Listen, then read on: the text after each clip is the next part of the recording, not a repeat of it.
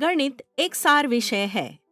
बच्चों को पढ़ाने के लिए हमें कुछ सिद्धांतों का पालन करना होगा। सबसे पहले, हर कोई गणित सीख सकता है और सभी को गणित सीखना चाहिए। हर बच्चा, लड़का या लड़की, चाहे वह शहर से हो या गांव से हो, वे सभी गणित सीख सकेंगे और उनका सीखना हमारे सिखाने के तरीके पर निर्भर करता है।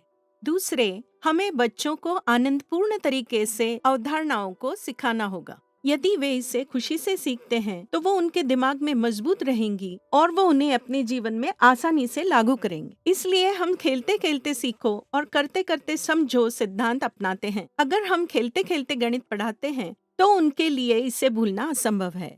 तीसरा, गणित को अपने जीवन में कैसे लागू किया जाए यह उन्हें बताना जरूरी है। यानी गणित केवल एक अंकगणितीय कार्य नहीं है। जोड़ना और घटाना कैसे करना है यह सिखाने के बजाय हमारे जीवन में जोड़ने और घटाने का उपयोग कहाँ किया जाता है, अगर हम उन्हें इस तरह से पढ़ाते हैं तो बच्चे गणित को अधिक पसंद करेंगे। चौथा यह है कि जब हम सिखाते हैं तो हम सामान्यतः अल्पकालिक लक्ष्य पर ध्यान देते हैं, जैसे कि जोड़ना या घटाना कैसे करना है पर ध्यान केंद्रित करने के बजाय इसका उपयोग कहाँ करना है।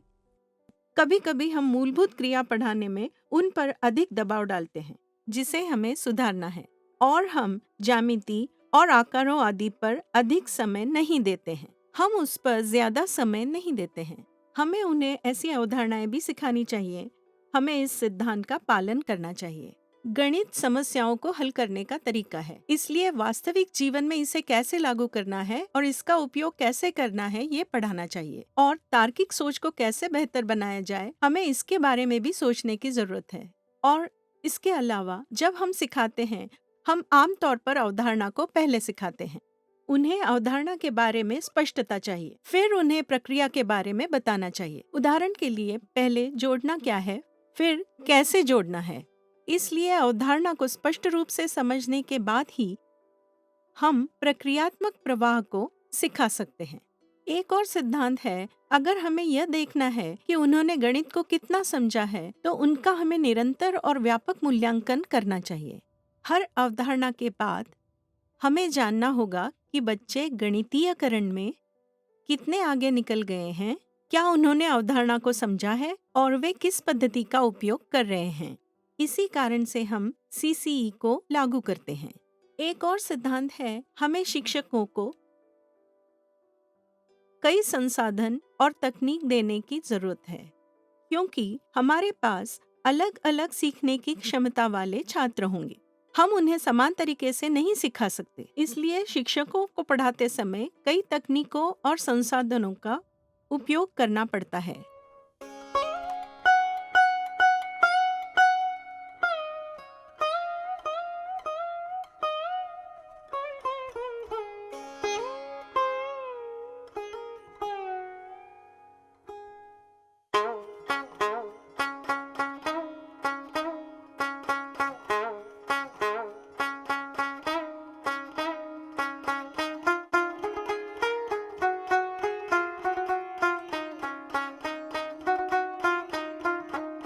हमने सीखने के सिद्धांतों को समझा है। हमने कई प्रशिक्षण कार्यक्रमों में यह सुना होगा। लेकिन अगर हम शिक्षण उपकरण और शिक्षण विधियों का उपयोग करते हैं और बच्चों को आनंदपूर्ण तरीके से पढ़ाते हैं, तो हम गणित को प्रभावी ढंग से सिखा सकते हैं। गणित को प्रभावी ढंग से सिखाने के लिए हमें कुछ महत्वपूर्ण तरीकों का अवलोकन करना होगा। उनमें से एक है 3C। हम उसे 3C कहते हैं।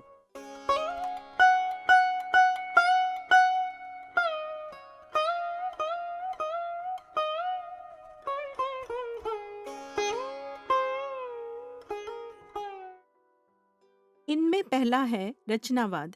हम उसे रचनावाद कहते हैं। ये ऐसे काम करता है कि बच्चे को अपने आप ही ज्ञान प्राप्त करना होता है। जैसे हम देखते हैं, पारंपरिक शिक्षण में हम क्या करते हैं, शिक्षक छात्रों को अपना ज्ञान हस्तांतरित करते हैं।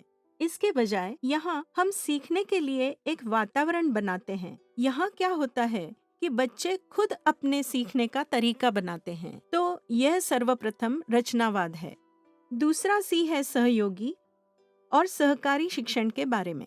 हम इस सिद्धांत का उपयोग करते हैं। इसके लिए बच्चों को एक दूसरे के साथ सहकार और सहयोग करके समूहों में काम करना पड़ता है। तीसरा है सीसीई, जिसका पहले ही उल्लेख किया जा चुका है, मतलब सतत और व्यापक मूल्यांकन। तो सतत और व्यापक मूल्यांकन, ये 3C हैं। इन 3C के उपयोग से हम आसानी से गणित सीख सकते हैं। पहला है रचनावाद। आइए देखते हैं कि ये क्या है। इस पद्धति में हमें बच्चों को कुछ सीखने और सिखाने के उपकरण देने होंगे और उन्हें खुद का ज्ञान बनाने का अवसर देना होगा। जब बच्चे विभिन्न प्रकार के टीचिंग एंड लर्निंग मटेरियल्स का उपयोग करके समस्याओं का समाधान करते हैं, तो वे गणित के बारे में खुद ही अपना ज्ञान बना सकते हैं। इसे रचनावाद के साथ सीखना कहते हैं। रचनावाद में सुविधाकर्ताओं को बच्चों का निरीक्षण करना होता है। उन्होंने बच्चों को कुछ भी सिखाने के बजाय बच्चों को खुद ही अपना ज्ञान बनाने का अवसर देना चाहिए। भले ही वे गलतियां करें, शिक्षकों को उन्हें सुधारना नहीं चाहिए। सुविधाकर्ता क्या कर सकते हैं? आपने ऐसा क्यों किया? अब क्या किया जा सकता है? ऐसा पूछकर सुविधाकर्ता उन्हें उनकी गलती के बारे में बता सकते हैं। तो एक सुविधाकर्ता के रूप में यह हमारा काम है। तो एक और बात है, हमें उन्हें गतिविधियों में संलग्न रखना चाहिए। उन्हें गतिविधियां देने से ही वे ज्ञान का निर्माण कर सकते हैं। ज्ञान का निर्माण थोड़े से समय में नहीं होता है, इसके लिए उन्हें और अवसर देने होंगे। साथ ही हमें उन्हें उच्च श्रेणी की सोच की ओर ले जाना होगा। इसलिए जब वे गतिविधियां कर रहे हैं, तो क्या वे उच्च स्तर पर सोच रहे हैं? हमें इसका अवलोकन करना चाहिए। जब हम उन्हें ये अवसर देंगे, तो रचनावाद हो सकता है। इसलिए शिक्षकों को पढ़ाने के दौरान इन बातों का ध्यान रखना होगा।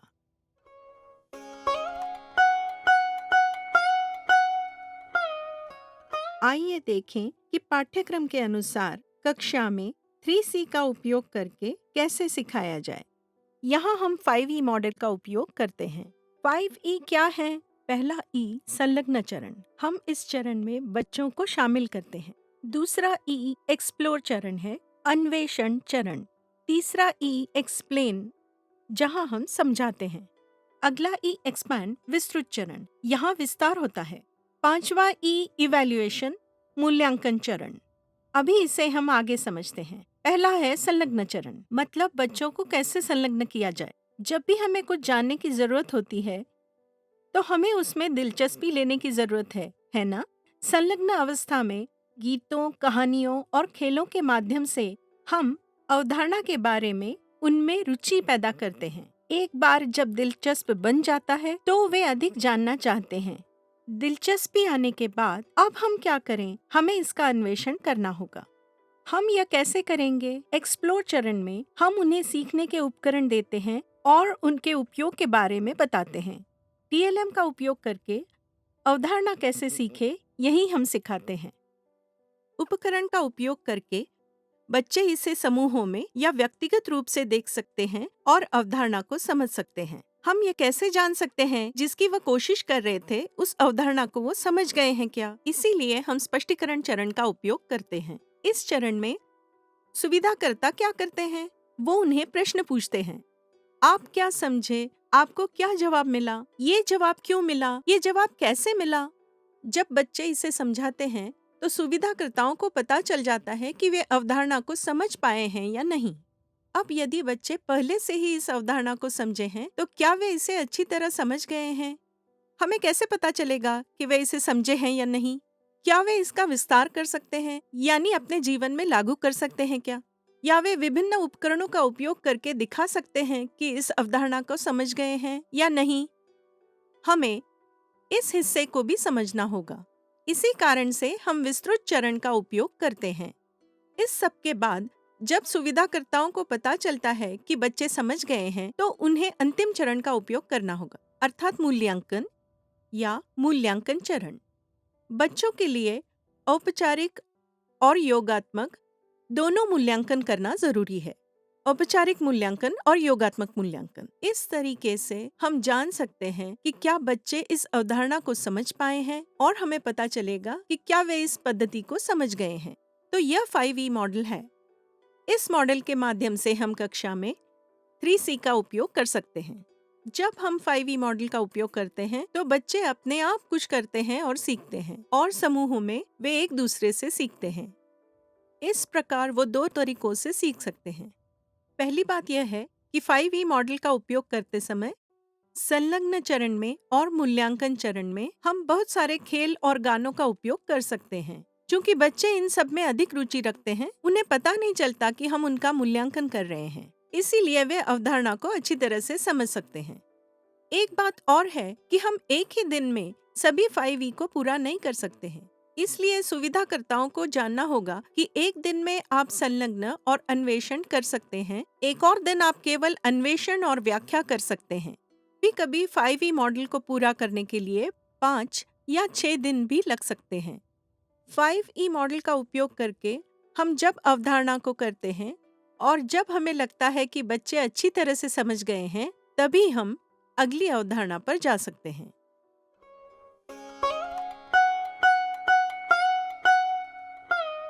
मैं सुनता हूँ, मैं भूल जाता हूँ। मैं देखता हूँ, मुझे याद है। मैं करता हूँ, मैं समझता हूँ। इसलिए जब हम इसे कर लेते हैं तो सीखना पूरा हो जाता है।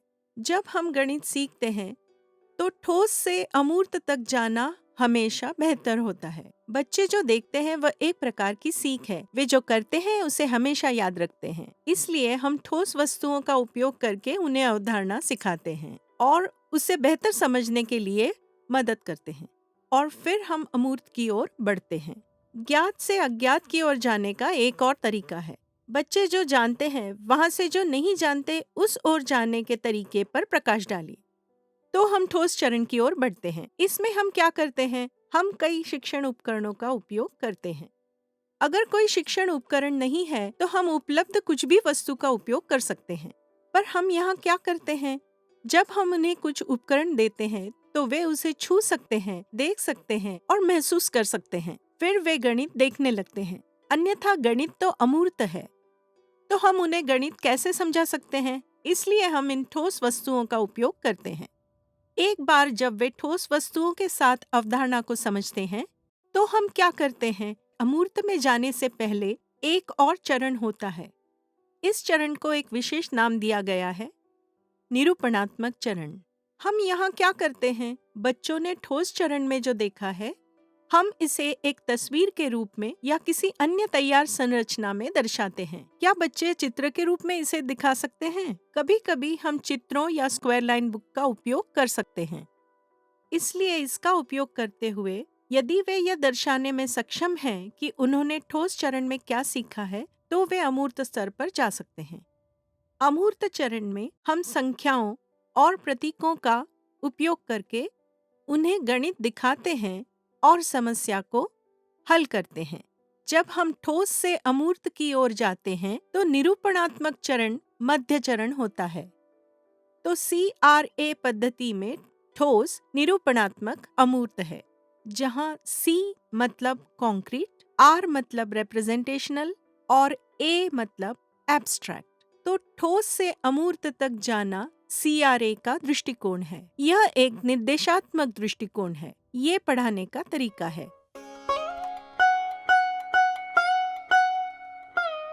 3C, 5E और CRA, इनके उपयोग से देखते हैं कि समूह में कैसे सीखें।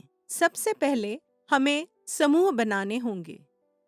यदि आपके पास कक्षा में 20-25 छात्र हैं, तो 5-6 समूह बनाना बेहतर है।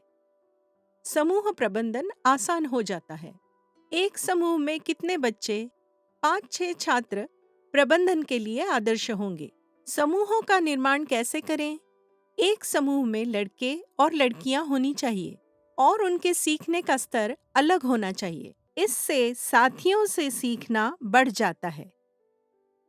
तो समूहों में जब हम शुरू करते हैं, समूह बनाने के बाद हर समूह का एक नाम होना चाहिए, जिससे समूह की पहचान करना आसान हो जाता है। और उसके बाद हम एक समूह चार्ट बनाते हैं। ग्रुप चार्ट में कई डिटेल्स हैं। उसमें हम छात्रों के नाम और उनके स्कोर्स लिखते हैं। प्रत्येक समूह को कितने मार्क्स मिले वह लिखते हैं। इससे छात्रों को प्रोत्साहित करना आसान होता है। हम यहाँ क्या करते हैं, यदि किसी समूह में 5 छात्र हैं तो हम उन्हें एक कोड देते हैं। हर बच्चे को कोड मिलता है, जैसे ABCDE या AEIOU या क ख ग घ। जब हम एक कोड देते हैं तो प्रत्येक समूह में एक क होता है, एक ग आदि। ऐसे सभी को सीखने का अवसर देना हमारे लिए आसान हो जाता है। जब सुविधाकर्ता कहता है कि सभी ए खड़े हो तो सभी ए उठेंगे। प्रत्येक बच्चे को नाम से संबोधित करने की आवश्यकता नहीं है। समूह में सीखने में कभी-कभी हमें बहुस्तरीय स्थिति भी मिलती है। यहाँ विभिन्न श्रेणी के छात्र भी एक साथ आते हैं। कभी-कभी बहुस्तरीय यानी अलग-अलग स्तरों के छात्र भी होंगे। हमें इन बातों को ध्यान में रख के सीखने की सुविधा देनी होगी। हर समूह का एक नाम होगा और हर समूह में एक लड़का और लड़की लीडर होंगे और नेतृत्व को समय समय पर बदलना पड़ता है। ऐसा करने से हर बच्चे को लीडर होने का मौका मिलेगा। तो अब हम समूहों का प्रबंधन कैसे करते हैं? प्रारंभ में सूत्रधार उन्हें प्रबंधित कर सकते हैं। व्यक्तिगत सदस्य भी प्रबंधन कर सकते हैं। लीडर भी प्रबंधन कर सकते हैं। एक समूह दूसरे समूह का प्रबंधन कर सकता है। जब आप ऐसे विभिन्न तरीकों का उपयोग करते हैं तो अधिक प्रभावी तरीके से सीख सकेंगे और बच्चे भी विभिन्न तरीकों से सीख सकते हैं। यदि हम इसे एक दिनचर्या के रूप में प्रबंधित करते हैं तो बच्चे रुचि खो देते हैं। चूंकि हमने कई दृष्टिकोणों का उपयोग किया है, इसलिए वे सीखने के लिए रुचि बनाए रखेंगे। ये समूहों के प्रबंधन के विभिन्न तरीके हैं। आइए हम समूह में सीखने के लाभों को देखें। यहाँ हर बच्चे को स्वयं सीखने और साथियों से सीखने का मौका मिलता है। हर बच्चे को एक नेता बनने का मौका मिलेगा। बच्चों को एकाग्रता खोने की संभावना नहीं है, क्योंकि उन्हें पता नहीं होता कि सूत्रधार कब उनका नाम बताएगा और कब उन्हें उत्तर देना होगा, ये पता नहीं रहता। इसलिए उन्हें हमेशा सचेत रहने की जरूरत रहेगी। तो इन समूह गतिविधियों की वजह से बच्चे क्रीडाशील बनेंगे। बच्चे अपने साथियों और दोस्तों के साथ खेल के माध्यम से सीखते हैं। इससे बच्चे सीखते हैं और बहुत खुश होते हैं। उन्हें एक जगह पर रहने और शिक्षकों से एक व्याख्यान सुनने की जरूरत नहीं है और ये उबाऊ प्रक्रिया नहीं है। वे अपने साथियों से बात कर सकते हैं, अपने विचारों का आदान प्रदान कर सकते हैं और अवधारणा सीख सकते हैं। आमतौर पर क्या होता है, उज्जवल छात्र या उत्साही छात्र पहले जवाब देते हैं। कुछ शर्मीले छात्रों को जवाब देने का मौका नहीं मिलता है। लेकिन समूह शिक्षण में चूंकि उल्लिखित किए छात्रों को उत्तर देना होता है, इसलिए प्रत्येक बच्चे को उत्तर देने का मौका मिलता है। यह समूह में सीखने का एक महत्वपूर्ण लाभ है। आइए देखें कि 5E मॉडल का उपयोग करके हम समूह शिक्षण को कैसे लागू कर सकते हैं। संलग्न के पहले चरण में हम क्या करते हैं, कहानी और गीतों के माध्यम से हम बच्चों से वृत्त बनवाते हैं, इसे वृत्त समय कहते हैं, और उनसे गतिविधियां करवाते हैं। अन्वेषण चरण में हम विभिन्न तरीकों से बच्चों को प्रदर्शित करते हैं। सबसे पहले सुविधाकर्ता शिक्षण उपकरणों का उपयोग करके बच्चों को एक प्रदर्शन देते हैं। उसे समूह के सदस्य देखते हैं। सूत्रधार कोई एक बच्चे से संपर्क करके उसे बताने के लिए कहेंगे कि उन्होंने क्या प्रदर्शन किया। यह व्याख्या चरण है। अन्वेषण चरण का दूसरा प्रकार प्रत्येक समूह से होता है, जो नेता या सदस्य स्वेच्छा से पूरी कक्षा को प्रदर्शित करेगा और शिक्षण उपकरणों से अवधारणा को सिखाते हैं। और फिर सूत्रधार एक छात्र को यह समझाने के लिए कहेंगे। तीसरे चरण में व्याख्या में सुविधाकर्ता ने प्रत्येक सदस्य को एक जिम्मेदारी दी होगी जिसे उन्हें करना होगा।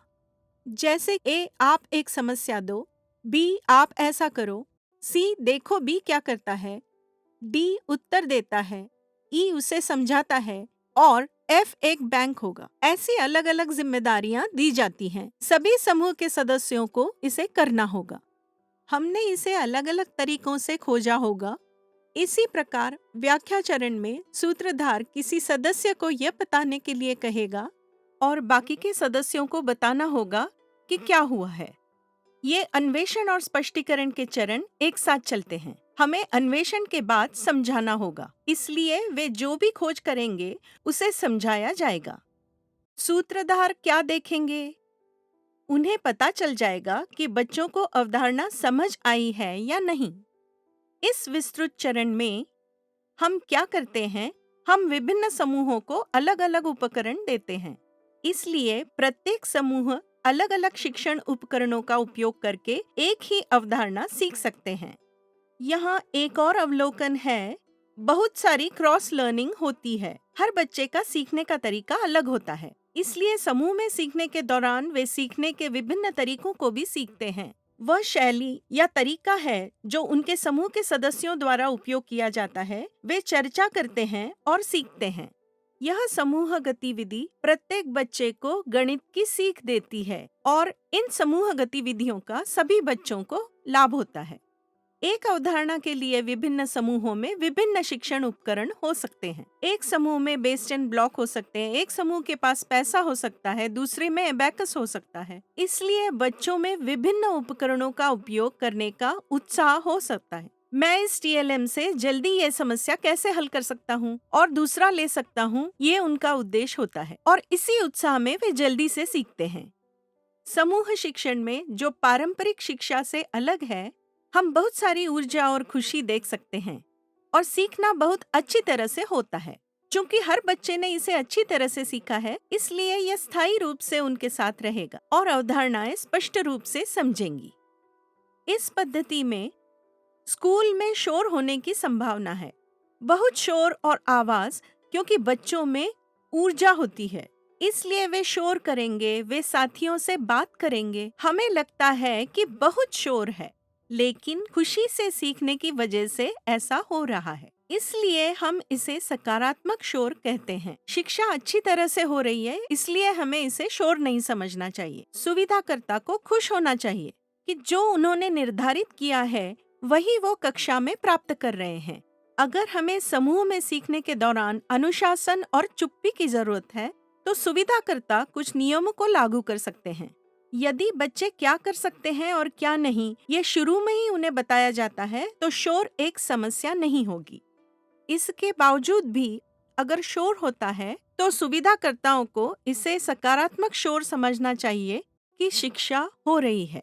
सुविधाकर्ताओं को यह देखना चाहिए कि बच्चे विषय के बारे में ही बात कर रहे हैं और अगर वे कुछ और बोल रहे हैं तो अनुशासन की जरूरत है। अगर वे अवधारणा के बारे में बात कर रहे हैं तो यह अच्छा है। कभी-कभी किट में उपलब्ध उपकरण सभी समूहों के लिए पर्याप्त नहीं हो सकते हैं। फिर हम क्या कर सकते हैं? एक समाधान, एक समूह को पैसे दें, दूसरे को एबेकस दें और किसी और को बेस्ड एंड ब्लॉक्स दें। फिर सभी समूहों को पर्याप्त उपकरण मिलेंगे। बहुत सारे खेल के पैसे हैं, इसलिए इसे सभी समूहों को दिया जा सकता है। यदि यह पर्याप्त नहीं है, तो हम स्थानीय वस्तुओं का उपयोग कर सकते हैं या टीएलएम हम खुद भी बना सकते हैं। वे अपनी पुस्तकों या कार्डबोर्ड कवर के साथ टीएलएम बना सकते हैं, मतलब वो सबके लिए पर्याप्त होगा। गणित किट सामाजिक कल्याण के लिए बनाई है, तो इसका कोई सर्वाधिकार नहीं है। क्योंकि यह रचनात्मक है, कोई भी शिक्षक इसे अपने दम पर कर सकता है और इसे दोहरा सकता है और वे अपनी खुद की जरूरत की टीएलएम बना सकते हैं। यदि हमारे पास विभिन्न कक्षा के बच्चे हैं, मतलब एक साथ कक्षा चौथी और पांचवी के, हमें क्या करना है कि हमें विषयों को फिर से विभाजित करना होगा। एक अवधि में एक अवधारणा सुनिश्चित करना होगा। यदि कक्षा 3 के बच्चे योग कर रहे हैं, तो कक्षा 4 के बच्चे भी योग करें, तो वे इसे एक साथ कर सकते हैं।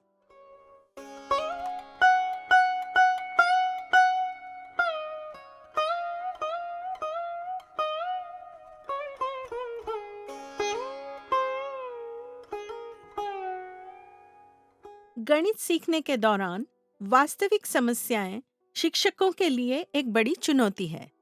आइए हम देखें कि हम इसे कैसे सरल बना सकते हैं। वास्तविक समस्याओं की क्या आवश्यकता है? जैसा अन्वेषण चरण में सीखा है, बच्चों को इसे वास्तविक जीवन में कैसे लागू किया जाए यह समझने की आवश्यकता है। तो हम क्या कर सकते हैं? हम छोटी कहानियों के रूप में समस्याएं देते हैं। यदि उन्हें हल करना है तो वे उसे आसानी से कैसे हल कर सकते हैं? पहले आइए हम इन शब्द समस्याओं में जटिलता देखें। क्योंकि यह एक कहानी के रूप में है, बच्चों को पहले भाषा जाननी चाहिए। यदि कन्नड़ में है तो कन्नड़, हिंदी में है तो हिंदी आना चाहिए। भले ही वो भाषा जानते हों, उन्हें उस भाषा में पढ़ना आना चाहिए। यदि वे उस भाषा से परिचित नहीं हैं, यदि वे इसे पढ़ नहीं सकते, तो वे उन समस्याओं को हल नहीं कर सकते। भले ही वे भाषा जानते हों और वो भाषा वे पढ़ना भी जानते हों, लेकिन क्या वे इसे समझ सकते हैं? हमें ये देखना होगा। अगर ये भाषा वो समझ सकते हैं, तो उस कहानी में क्या कहा है और हमें क्या करना है, ये वो समझ सकेंगे। एक बार बच्चों को समझ में आए इसमें कौन है, वे क्या कर रहे हैं, उन्हें क्या करना है, समस्या क्या है, इसके बारे में सोचने के बाद तो उन्हें समस्या में जो अवधारणा है उसकी पहचान करनी चाहिए और गणना करनी चाहिए। फिर उन्हें उसकी विधि का उपयोग करके समस्या हल करनी चाहिए। एक बार जब वे इसे हल कर लेते हैं तो उन्हें कहानी में उत्तर को शामिल करना होता है। जब वे यह सब पूरा करते हैं तो वे वास्तविक समस्याओं को हल कर सकते हैं।